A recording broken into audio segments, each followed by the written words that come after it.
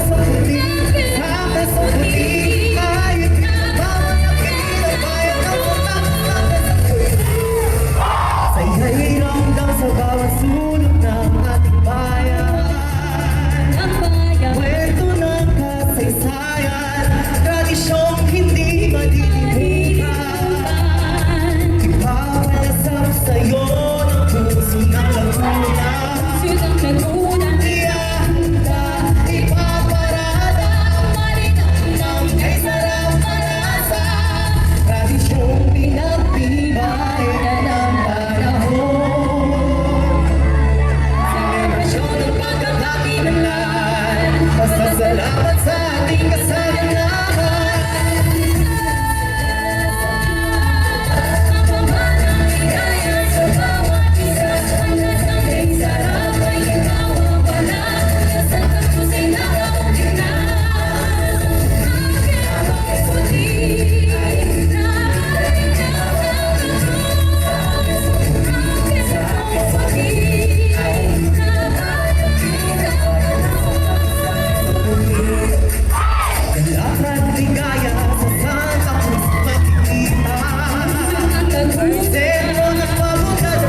This